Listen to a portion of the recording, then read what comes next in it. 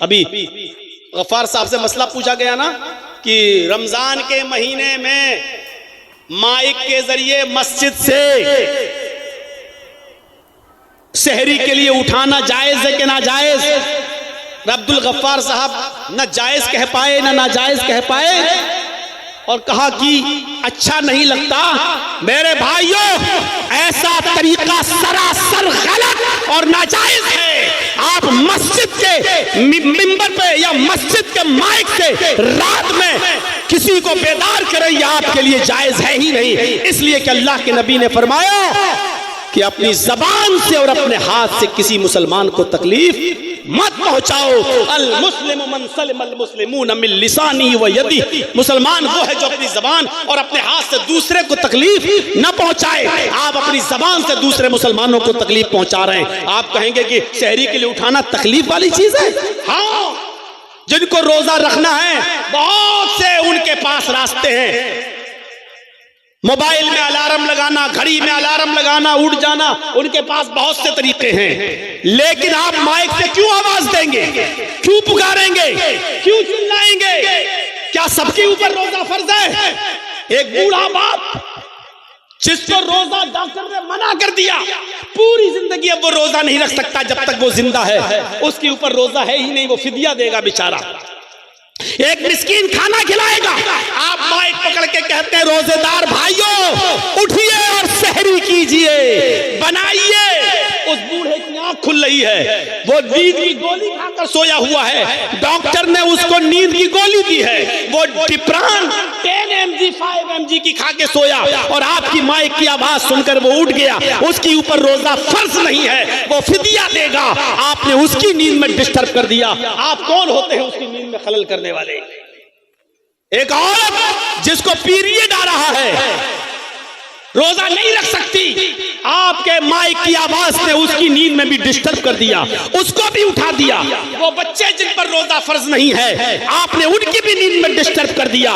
वो औरतें जो अपने बच्चों को दूध पिलाती हैं, शरीयत जिनको रुख्सत दे रही है कि वो रोजा छोड़ दे बाद में पूरा करें, आप उनके रोजे में डिस्टर्ब कर रहे हैं, उनकी नींद में आप डिस्टर्ब कर रहे हैं। मेरे भाइयों, जिन औरतों के पेट में हमल है, बच्चा है, आपने उनकी नींद में भी डिस्टर्ब कर दिया।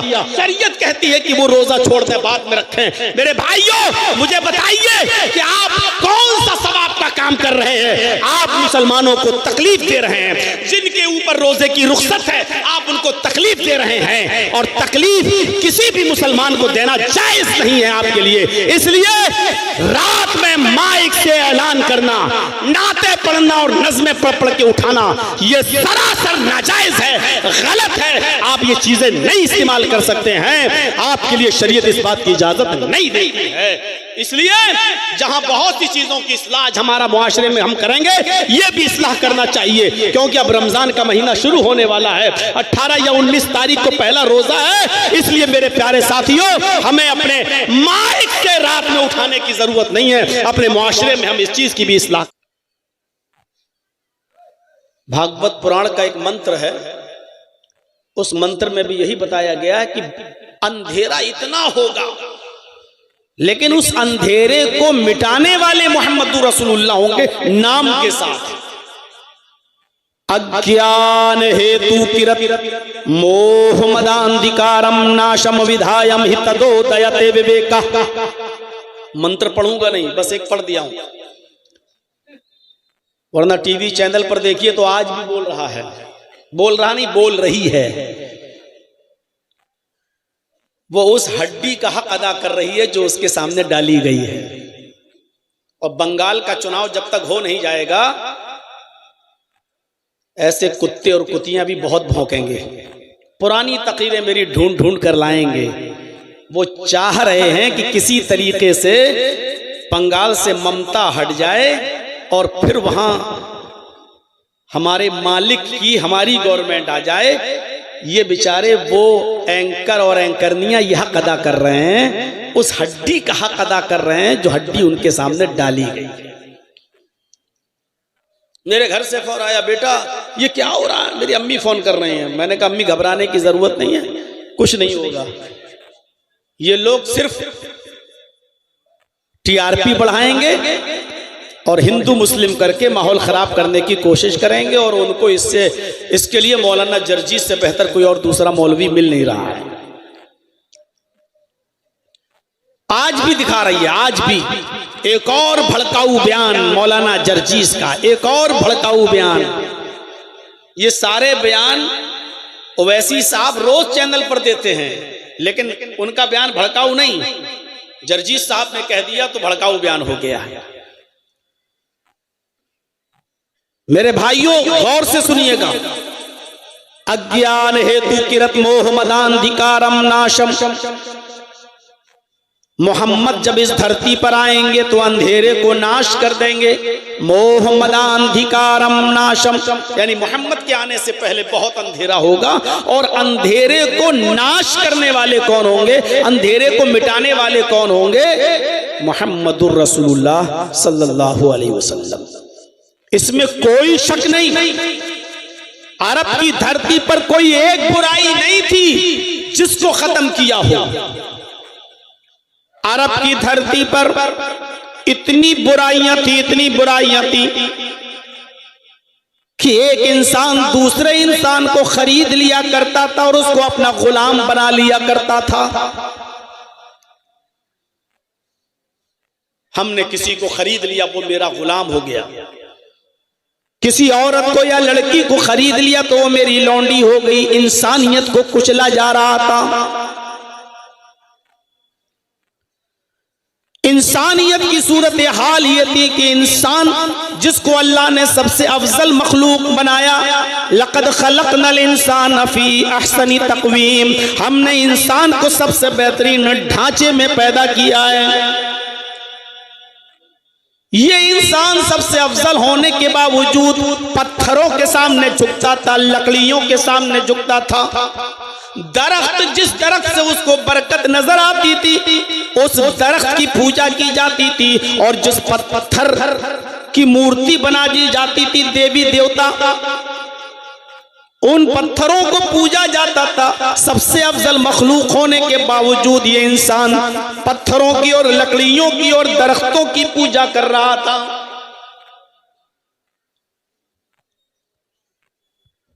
हालत ये थी कि शराब इतनी पी जाती थी कि जब उनके घर में कोई बच्चा पैदा होता तो उस बच्चे को माँ का दूध या शहद नहीं पिलाया जाता, सबसे पहले उसके हलक में शराब के कतरे डाले जाते थे। और शराब के नशे में इतना धुत हो जाता था कि शराब पीकर वो भूल जाता था कि मेरी बीवी कौन है और मेरी बेटी कौन है। कभी कभी बीवी को छोड़कर वो बेटी ही का हाथ पकड़ लिया करता था। फख्र मबाहात का यह हाल था कि लोग कहते थे कि मैं तुमसे ऊंचा, वो कहता था कि मैं तुमसे ऊंचा, मैं तुमसे अफजल, वो कहता था कि मैं तुमसे अफजल, मेरी कौम सबसे ऊंची, वो कहता था कि मेरी कौम सबसे ऊंची। जुए में लोग रकम हार जाते थे तो मकान लगा देते थे, और मकान हार जाते थे तो बीवी लगा देते थे, और बीवी भी जुए में हार जाते थे तो जवान बेटी जुए में लगा दिया करते थे। औरतों की सूरत हाल ये थी कि उनको कपड़े पहनकर खाने काबा का तवाफ करने की इजाजत नहीं थी। बिल्कुल बरहना और नंगी होकर वो खाने काबा का तवाफ किया करती थी। कपड़े का एक तार भी उनके जिस्म पर नहीं होता था। अगर इन औरतों की जिंदगी में उनका मर्द मर जाए, शौहर मर जाए, तो कोई भी बेवा औरत से शादी करने के लिए तैयार नहीं था। वो इस औरत को मनहूस समझता था और यह अकीदा रखता था कि यह औरत अपनी जिंदगी में अपने आदमी को निगल गई, अब जो भी इससे शादी करेगा वो फलेगा नहीं, फूलेगा नहीं, ये औरत उसको भी डस जाएगी। शादियों के तरीके इंतहाई गलत और भयानक थे। निकाह करके घर में तो लाता था, लेकिन मिलना ना मिलना उसकी मर्जी होती थी। जो चाहे उसकी बीवी को ले जाए, उसके साथ रहे, खाए पिए और हम बिस्तरी करे। अगर उससे बच्चा ठहर जाए तो ये चाहे तो उसको बुला ले और चाहे तो ना बुलाए। ये शादी के बाद भी बीवी की ये कंडीशन थी।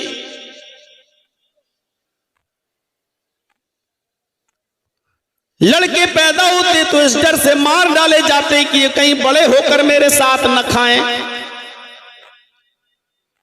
और लड़कियां पैदा होती तो पैदा होने के बाद ही उनको जिंदा दफन कर दिया जाता, जिंदा दरगोर कर दिया जाता।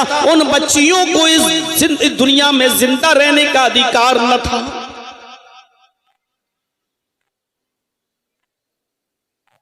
हम और आप सब मिलकर पूरे हिंदुस्तान में सारे मदरसे मिला लो, सारे मौलवियों को जोड़ लो,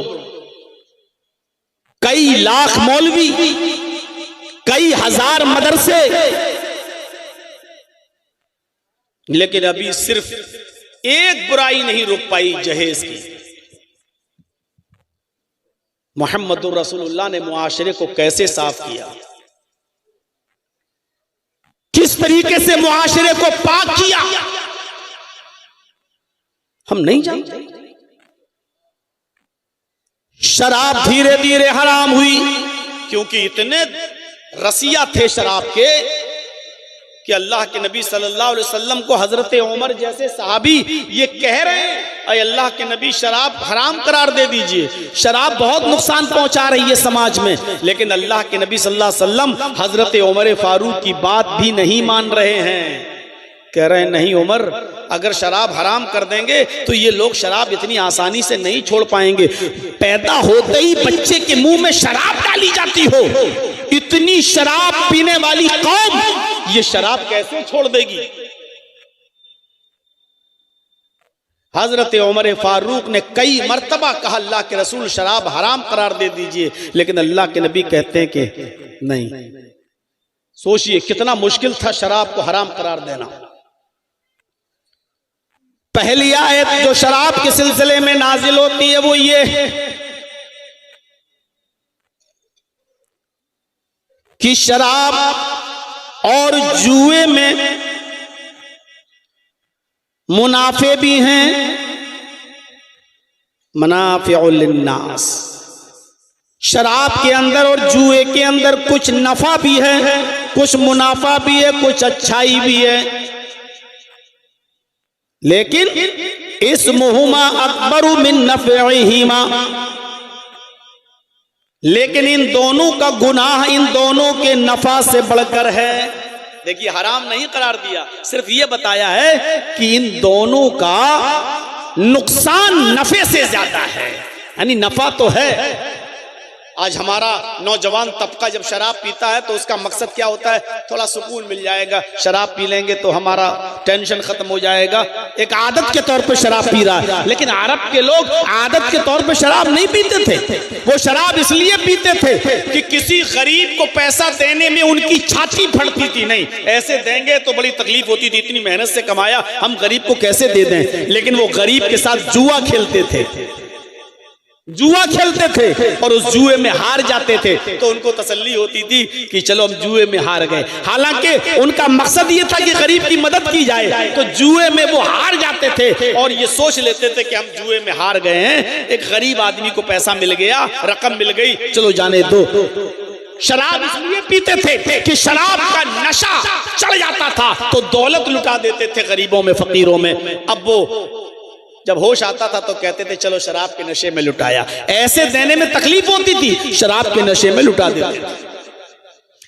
तो कुछ फायदा भी था, शराब पीकर गरीबों में पैसा देना, जुआ खेलकर गरीबों से जुआ हार जाना, कुछ मुनाफा था। लेकिन इन दोनों का गुनाह और इन दोनों का नुकसान नफे से ज्यादा, इसलिए फरमाया इस्मुहुमा अकबरु मिन नफ़इहिमा, इन दोनों का नुकसान गुनाह इनके नफे से ज्यादा है। अब बहुत से लोगों ने शराब छोड़ दी, लेकिन सब लोगों ने नहीं, अरे इसका नुकसान ज्यादा है, नफा कम है, हम इस्तेमाल नहीं करेंगे। अब देखिए दूसरी हालत क्या हुई,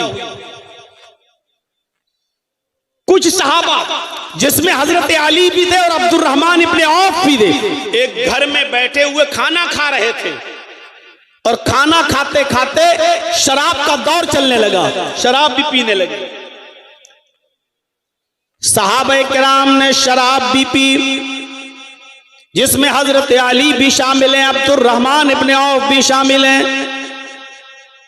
एक अंसारी की दावत पर ये तमाम लोग शरीक हुए, खाना खाया और शराब का दौर चला, सबने शराब पी।